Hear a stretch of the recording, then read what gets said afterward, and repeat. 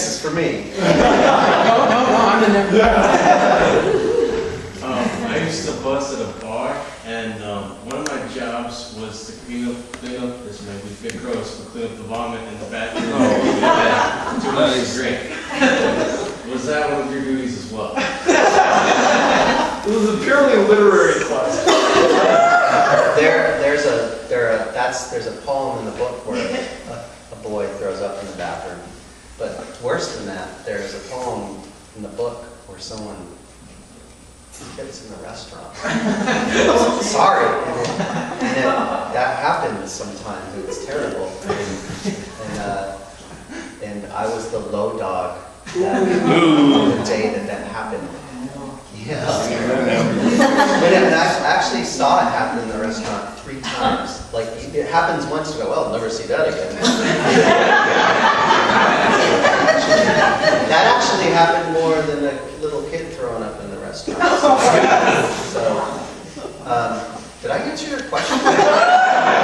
But what's your name? Pierce. Pierce. The thing that's interesting about that is that doesn't seem like something you should write a poem about. But I felt like, like that kind of stuff happens when, all these jobs have these secret things that happen that no one would guess. And it was really a challenge, like, to take those things that happen that aren't pretty and go, I'm going to make a poem out of this really awful thing. And so, yeah, stuff like that. And I'm sure that whatever ended up in the book isn't even the worst of it. Yeah. That was a home run right there. Other questions? Marcus? For the musician, I know I write poetry, but I also play a little bit of piano. When you have a song coming up, can you, how do I say this? Do you have to write the entire thing at one time, or do you come back to songs and you finish them when you finish? Can you move out a little bit? Just Yeah, sure. Sorry, I feel a little nervous. I'm one of those people that, like, it's usually you got to be a one-on-one thing or something. I don't know what to do right now. Anyway, no, I typically don't finish songs all at one time. I actually can get quite frustrated with a song that I'm working on often. Because I just kind of feel like, I'll have an idea or whatever, and it'll come in random spots and random times, but the thing is like, sometimes I can't, but I try not to, like, let songs stay away for too long, you know what I mean? And I'm just, like, consistently revising stuff too. I'm sure poets are like that too, you know what I mean, where they're like, oh, this can be better or whatever, you're kind of going over things over and over again in your head, and so I try not to leave songs for too long. Sometimes I write just for the practice of writing. Sometimes I'm not ever going to showcase it or show it to anybody. But I typically will write something, leave it, and then come back to it. Because it's just usually the smarter thing for me to do, because I can get really mad. Oh, I'm done! I hate writing! Oh, you know what I mean? But so I think it's just a practice of different things, if that makes any sense. Hopefully that answers your question. Who are the top 3 influences for what you guys do, each of you? Nice. Start from the left. To your left? To my left. Dante, W.H. Auden, and Muhammad Ali. Wow, I like that. Wow. That's where the rhyme comes into your work. That was awesome. Richard Pryor, Steve Martin, George Carlin. There's some funny guys in there, man. Mine are probably not going to be like any of theirs. As far as, like, because I don't really know comedians or poets. I have no idea who those people are. Some of them anyway. But I would say my top influences, it's hard. I love Prince. I've always loved Prince since I was a kid. Probably something I shouldn't have listened to when I was a kid. It was quite erotic and interesting. But I love Prince. This sounds super stable, but Michael Jackson, that's the whole reason why, I saw Thriller, when I was 6 years old, and it was probably one of them. I was just like, man, this is what I want to do this, but I saw Prince play guitar, and I was like, oh my goodness, I can play that thing, whatever it is. And from like what I shared earlier, have to be, Jesus Christ, honestly. So those are my 3 influences. All I have to say. Prince, Michael Jackson, and Jesus Christ.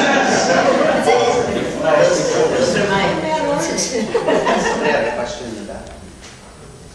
Could you talk about humor? All three of you have a good sense of humor. And how does that roll? Do you intentionally put humor into your work, or does it come naturally, or what? Well, I'll go first because I actually think a lot about that, and I know that I've done a lot of readings, and sometimes we'll ask the question, "What's your influence?" And I know that they expect me to say something like John Keats, great, I really love Frank O'Hara, for instance. But when I was about 10 or 12 years old, my older brother would tag me along with him at the insistence of our mother. And he would take me to his friend's house, had one of these glorious 80s basements made for teenagers, like paneling, lava lamps, video games. And I remember this record player down there, and I distinctly remember my older brother and his friend putting on George Carlin records. And probably something I should have been listening to at the time. The 7 words you can't say on television, I still remember that. But even as a kid who was like 12 or 13 years old, comics were, and something clicked about how it was simply this release of language, this timed release of language, which is exactly what poetic form is. It's simply this strategic release of information for effect. And I don't think I made that kind of connection at that time, but when I started to write poetry in college and saw that comedy was a way of dealing with things that bothered me, I turned back to a lot of those original comics and got inspired by simply their rhetorical gestures, the way they're able to tell a story and then say something at the end of the story that blows everything they've said out of the water, recontextualizes it, makes you fall over laughing. And I saw that very much as a poetic act. So poetically, comics can teach us a lot about structure, but I also just really enjoyed that way of taking on the world. Dean Young has this great line that the only difference between comedy and tragedy is at the end of a tragedy there's just a few more bodies. So I really love that, and so when I want to deal with the world, I feel like when I deal with it comically, I just feel better. I'm a better person when I do that. So comedy is really serious for me, actually. I take that stuff seriously. Do you want to go? Okay. There's 2 things. One, I'm just nervous. So I start talking and I don't realize that it's necessarily funny. But then after I say it, I'm like, oh, that's funny. I'm awkward about it. That's one thing. And I think the other thing is I say what's on my mind. Then sometimes that's funny. It's fun. I laugh about it on the inside. So I think sometimes it just kind of comes out.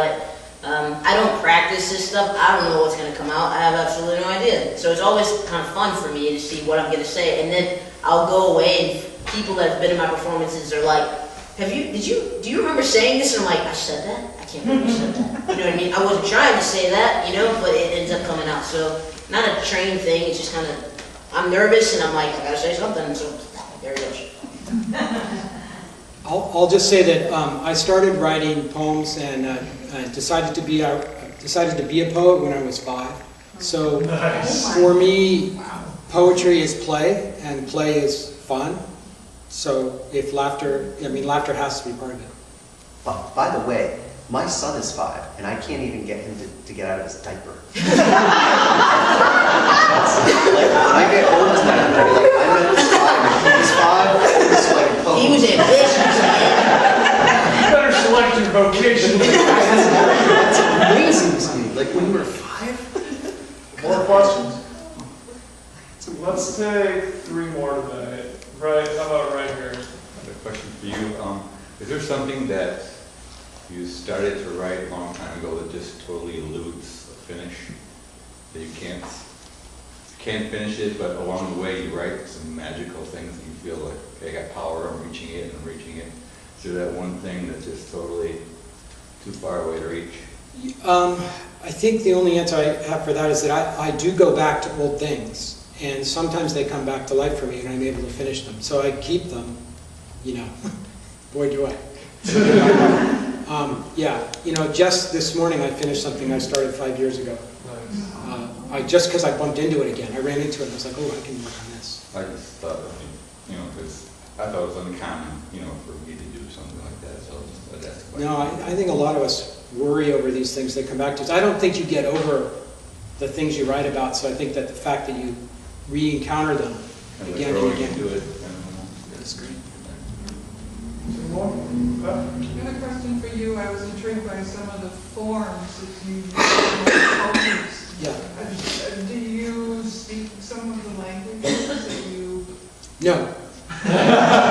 So is it just that you've heard them, or you said something about the appearance on the... I have heard ghazals spoken by Urdu, sung spoken by Urdu poets, and I really want to recommend it to you. It is very, very informative about how poetry works, just to hear how musical these objects are. But I mean, I just attend to the page. You know, like if I'm trying to model off some language I don't know, I just look. Usually, I just look at the page and study the structure. You know, I look for punctuation and the shape of things, and often a lot can be learned from that. I wish I did know more languages. All right, last question from Dan. Can you remember something that you wrote when you were 5? Yes. Wow, that's And recited, did you say? Yeah, can you recite, or at 5, were you able to recite something that you, at 5 it should have been real big, wasn't it? I wrote it down. I wrote my first poem down, and then my mother typed it out for me. So I do have it. Actually, I just saw it the other day, but I can't recite it. Can you recite any lines from it? What was it about? It was exceedingly pious. Oh. It was very heartfelt, religious feeling about angels and stuff. On that note, thank you guys all so much for coming out.